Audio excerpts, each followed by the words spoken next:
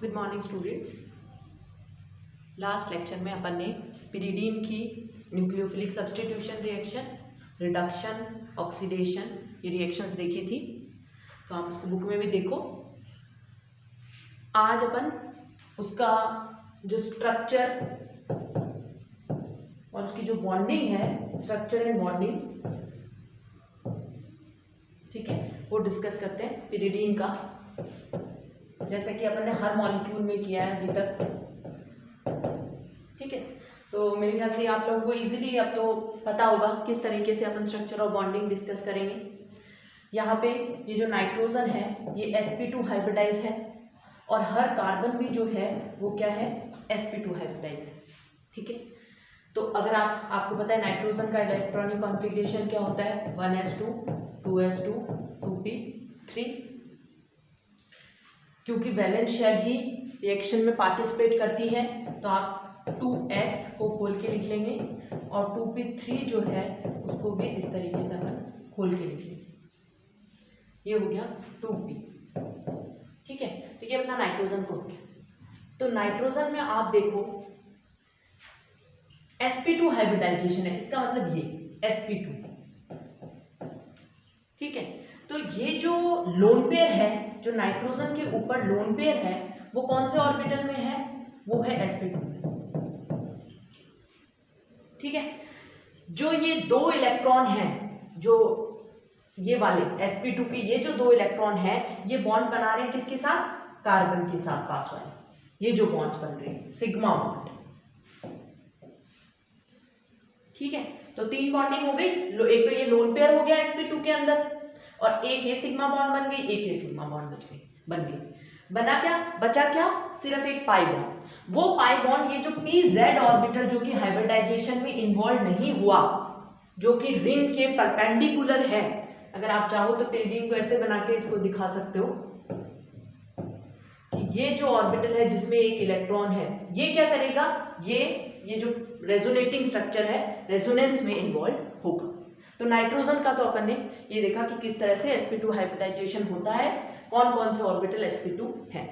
ठीक है, अब कार्बन का भी देख लेते हैं साथ में। तो कार्बन होता है 1s2 2s2 2p2 6 ही होता है। तो जब आप यहाँ पे करोगे तो ये 2s वैलेंस शेल पार्टिसिपेट करेगी, तो 2s में कितने इलेक्ट्रॉन हो गए, 2, और p में भी कितने हो गए, 2। ठीक है, उसके बाद में क्या होगा, एक इलेक्ट्रॉन जो है वो एक्साइट होगा 2s वाला, वो कहाँ चला जाएगा, 2p के अंदर। तो ये हो जाएगा, यहाँ से ये इलेक्ट्रॉन जो है वो जंप करके कहाँ चला गया, 2p के अंदर। तो 4 है। ठीक है, और sp2 हाइब्रिडाइजेशन का मतलब ये s और ये दोनों p ये हाइब्रिडाइजेशन में पार्टिसिपेट कर रहे हैं। अब ये दोनों बॉन्डिंग किस किस के साथ बना रहे हैं, देखो ये जो कार्बन है एक सिग्मा बॉन्ड एक तो किसके साथ बना रहा है, नाइट्रोजन के साथ बना रहे हैं। मान लो ये वाला जो है वो नाइट्रोजन के साथ बना रहे हैं। एक अगर हम बात करें, जैसे इस कार्बन की अगर मैं बात करूं, तो ये जो कार्बन है ये एक पास वाले कार्बन के साथ बना रहा है, एक इधर वाले कार्बन के साथ बना रहा है, और एक यहाँ पे हाइड्रोजन भी तो होगा उसके साथ बना रहा होगा। तो 3 तो सिग्मा बॉन्ड है जो कि ये बन जाएगी 2 3। ऐसे इस कार्बन की बात करूं तो एक पास वाले कार्बन के साथ, एक नाइट्रोजन के साथ और एक हाइड्रोजन के। ये कार्बन एक पास वाले कार्बन, इधर कार्बन और इधर है, तो 3 तो ये सिग्मा बॉन्ड बन जाते हैं इनको यूज करके, 3 sp2 को। और जो ये एक pz में सिंगल इलेक्ट्रॉन बचता है हर कार्बन के pz में, ये देखो हर कार्बन के pz में एक इलेक्ट्रॉन बचता है। ये जो इलेक्ट्रॉन है ये इस तरह से रेजोनेंस करके इसको पिरिडीन को क्या बनाते हैं, एरोमेटिक बनाते हैं। तो ये आपको उसकी बॉन्डिंग में बताना है कि सभी एटम्स sp2 हाइब्रिडाइज हैं और किस तरीके से वो इन्वॉल्व है बॉन्डिंग में। ओके, अगर हम रेजोनेंस एनर्जी की बात करें तो आपको पता है कि बेंजीन जो है उससे कम एरोमेटिक है पिरिडीन। ये मैंने पहले के लेक्चर्स में बताया। क्यों, क्योंकि बेंजीन जो है वो ये है और पिरिडीन जो है उसमें ये है। तो 6 इलेक्ट्रॉन है दोनों के पास, लेकिन यहाँ ये नाइट्रोजन जो है ये अपनी तरफ खींच रहा है उन इलेक्ट्रॉन्स को, इसलिए इतना मूवमेंट नहीं है इलेक्ट्रॉन्स का जितना कि बेंजीन में फ्री मूवमेंट है। तो आप कह सकते हो कि पिरिडीन कैसा बेंजीन, किससे कंपेयर कर देख सकते हो, पिरिडीन एक ऐसा बेंजीन हो गया जिसके ऊपर अपन ने विड्रॉइंग ग्रुप लगा दिया जो कि इलेक्ट्रॉन्स को अपनी तरफ क्या हो, खींच रहा हो। पिरिडीन एक ऐसा बेंजीन हो गया।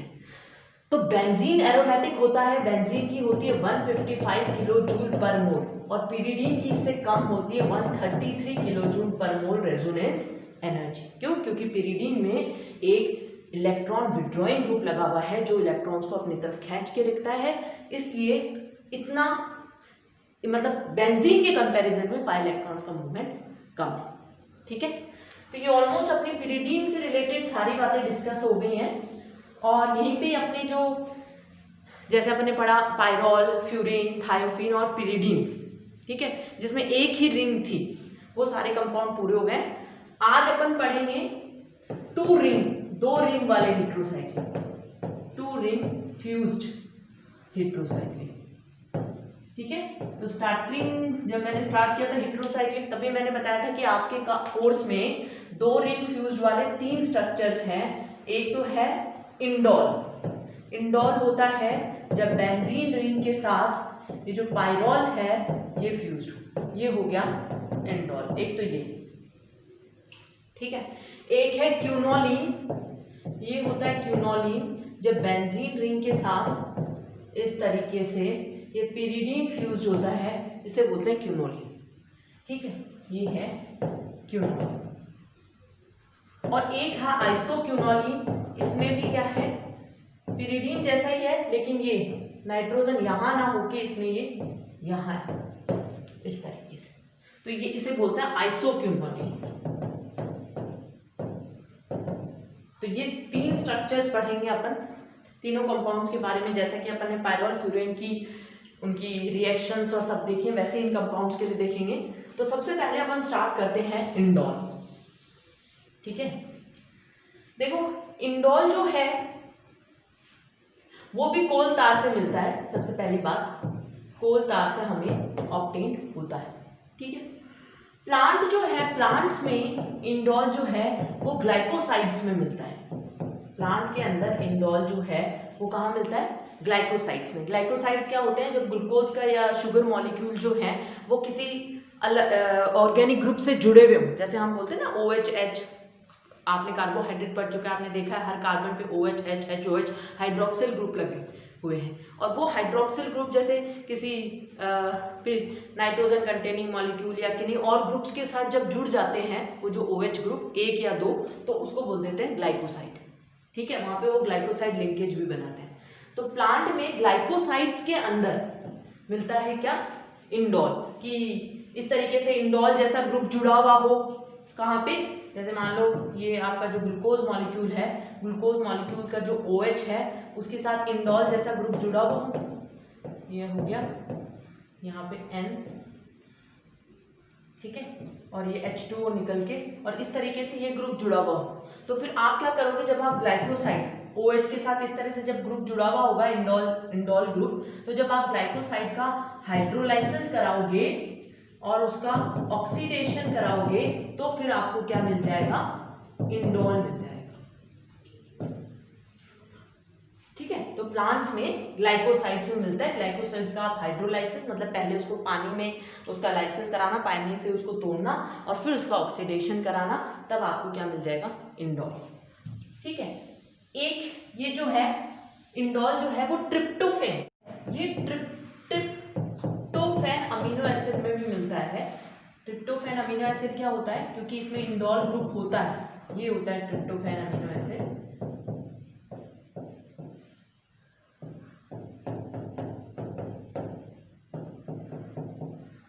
ये होता है ट्रिप्टोफैन अमीनो एसिड।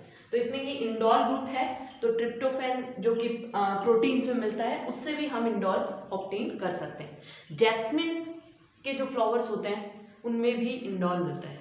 ठीक है, तो ये इंडोल की आप ये कह सकते हो किन किन चीज़ों से हमें इंडोल मिलता है उसका वो देखा अपन ने। अब अपन देखते हैं सिंथेसिस ऑफ इंडोल।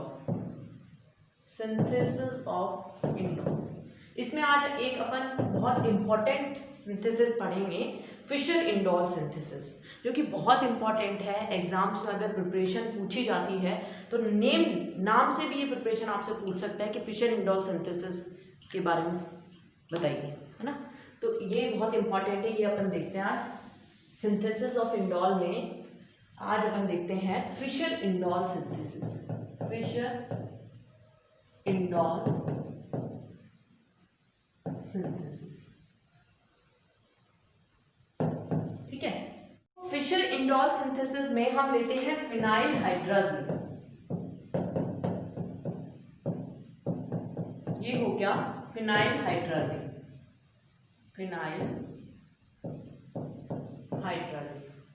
इसकी रिएक्शन अपन कराएंगे एसीटोन के साथ, ये हो गया एसीटोन और ये निकल जाएगा H2, ठीक है। तो यहाँ पे क्या बन जाएगा, फिनाइल हाइड्रोजोन बन जाएगा, ये इस तरीके से NHN double bond C CH3 CH3, ठीक है।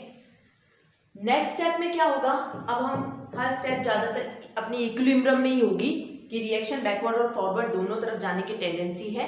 क्यों? क्योंकि अब हम इसकी रिएक्शन कराएंगे एसिडिक मीडियम। तो जैसे ही एसिडिक मीडियम देंगे, ये वाला जो नाइट्रोजन है इसके लोन पेयर पे ये H+ आके लग जाएगा। तो क्या बनेगा, ये हो गई बेंजीन रिंग NH, यहाँ पे भी NH और प्लस आ जाएगा क्योंकि इसके लोन पेयर ले लेंगे, और ये हो जाएगा CH3 और ये भी हो जाएगा CH3, ठीक है। नेक्स्ट स्टेप में क्या होगा, नेक्स्ट स्टेप में यहाँ पे जो ये CH3 है इसको मैं इस तरह से लिख रही हूँ CH2H, क्योंकि ये जो H है ये अब निकलेगा किस फॉर्म में, H+ की फॉर्म में निकल जाएगा, इलेक्ट्रॉन अंदर दे देगा और ये इधर आ जाएगा इस तरीके से। तो क्या बन जाएगा, ये है यहाँ ये NH है, ये यहाँ पे जब आया तो NH, क्योंकि इलेक्ट्रॉन मिल गया तो NH ही रह गया, ये सिंगल बॉन्ड हो गई, ये वाली डबल बॉन्ड हो गई और ये CH3 हो गई। ये हुआ, यहाँ डबल बॉन्ड आ गई और ये वाली बॉन्ड सिंगल बॉन्ड हो गई और वो H+ की फॉर्म में निकला है, ठीक है। उसके बाद में देखो क्या होगा, यहाँ पे होने के बाद में एक बार वापस रिएक्शन होगी एसिडिक मीडियम में और ये H+ फिर इस नाइट्रोजन के लोन पेयर पे अटैक करेगा और इसके ऊपर क्या आ जाएगा, पॉजिटिव चार्ज। यहाँ NH, यहाँ देखो NH2+ हो जाएगा, एक और हाइड्रोजन आ जाएगा H+, और ये आपका CH2 और CH3 है। अब क्या होगा, अब जो रिंग है वो इस पे अटैक करेगा, मतलब आप कह सकते हो ये हो रहा है इलेक्ट्रोफिलिक सब्स्टिट्यूशन। रिंग जब जैसे यहाँ अटैक करेगा ये यहाँ जाएगी बॉन्ड, और ये बॉन्ड जब यहाँ जाएगी तो ये बॉन्ड यहाँ जाएगी, ठीक है। तो मैं शिफ्टिंग से लिख रही हूँ, देखो क्या बनेगा, ये हुआ, ये बॉन्ड ये बॉन्ड, ये बॉन्ड हट चुकी है, ये कहाँ चली गई, इसके साथ जुड़ा कौन, CH2, ठीक है,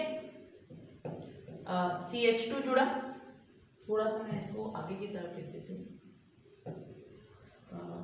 अभी भी इक्विलिब्रियम रहेगा देखो, और ये अपन ने बना लिया, ये दोनों बॉन्ड ऐसे की ऐसे हैं, ये वाली बॉन्ड आगे चली गई, यहाँ पे कौन है CH2, यहाँ C और CH, ये वाली बॉन्ड आगे चली गई, यहाँ है NH2, ठीक है, और NH2 के ऊपर क्या रहेगा प्लस, और इधर आप देखो यहाँ पे भी एक क्या आ गया है NH, यही बना, ठीक है। अब आपका क्या होगा, अब यहाँ पे जो ये हाइड्रोजन जहां से जुड़ी है रिंग नहीं, यहाँ से ये हाइड्रोजन जो है ये इधर जाएगा और ये इधर, आप कह सकते हो टॉटोमेरिज्म हुआ है, इमीन जो है वो अमीन में कन्वर्ट हो जाएगा। C+N जो होता है वो होता है इमीन, और इमीन से अमीन बन जाएगा NH2, जैसे कि कीटोइनॉल टॉटोमेरिज्म है वैसे ये टॉटोमेरिज्म हो जाएगा। तो आप देखो इसको मैं हटा देती हूँ ऊपर वाले को, और बनेगा क्या, यहाँ पे इक्विलिब्रियम में होगा, और ये जो है ये रिंग वापस रेजोनेंस में आ जाएगी, यहाँ ये H यहाँ आ जाएगा तो ये NH2 हो जाएगा, और ये इस तरीके से यहाँ से जुड़ी हुई है, इधर ये है NH2+। अब क्या होंगे अगली स्टेप में, ये जो लोन पेयर है NH2 के ये इस पे अटैक करेंगे और ये इधर शिफ्ट हो जाएगा। तो ये जो रिंग है ये क्लोज हो जाएगी, ठीक है, ये जो रिंग है ये क्लोज हो जाएगी इस तरीके से। यहाँ तो CH2 है ही, ये CH3 और ये देखो ये यहाँ था, ये यहाँ NH2H अपने लोन पेयर से जैसे ही इधर NH2 रह जाएगा इस कार्बन पे, इसी से जुड़ रहा है, इसके ऊपर प्लस है, ठीक है, अपने लोन पेयर से जुड़ रहा है तो इस नाइट्रोजन के ऊपर आ जाएगा प्लस, ठीक है। ये समझ में आई बात। यहाँ से नाइट्रोजन ने अपने लोन पेयर से इसके ऊपर अटैक किया और ये लोन इधर शिफ्ट हो, तो जुड़ा तो कार्बन से, तो कार्बन से अपन ने जोड़ दिया और इधर CH3NH2 रह गया इस कार्बन पे। तो देखो 5 नंबर रिंग बन गई, 1 2 3 4 5। अब नेक्स्ट स्टेप में क्या होगा, दो चीजें होंगी, एक तो निकलेगा H+, वो तो निकलेगा यहाँ से, इसको इलेक्ट्रॉन दे के H+ निकल जाएगा, और एक क्या होगा, एक जो है यहाँ से NH3 निकलेगा। वो NH3 कौन सा निकलेगा, ये देखो, ये जो CH2 है इसका एक जो H है वो इधर शिफ्ट होगा और इसको निकाल देगा, तो आपकी रिंग जो है वो क्या बन जाएगी, देखो ये तो अपनी बेंजीन रिंग थी और इधर CH डबल बॉन्ड C, ये CH3 रह गया और ये NH, तो ये इंडॉल ही तो है, आप देख सकते हो इसका इससे कंपेयर करके, ये इससे कंपेयर करके अपन देख सकते हैं NH, यही तो है, और यहाँ एक बॉन्ड होता था, यहाँ पर सब्सटीट्यूटेड बना है, यहाँ CH, यही है, वो इंडॉल ही बना है। तो ये है फिशर इंडॉल सिंथेसिस, जिसमें अपन फिनाइल हाइड्राजीन और एसीटोन के साथ रिएक्शन कराते हैं और फिर बाद में ज़्यादातर रिएक्शन एसिडिक मीडियम में होने के बाद में एट द एंड NH3 निकल जाता है और इंडॉल बन जाता है। तो इसके आप स्टेप्स को ध्यान रख के, ये इम्पॉर्टेंट है सिंथेसिस। Okay, thank you.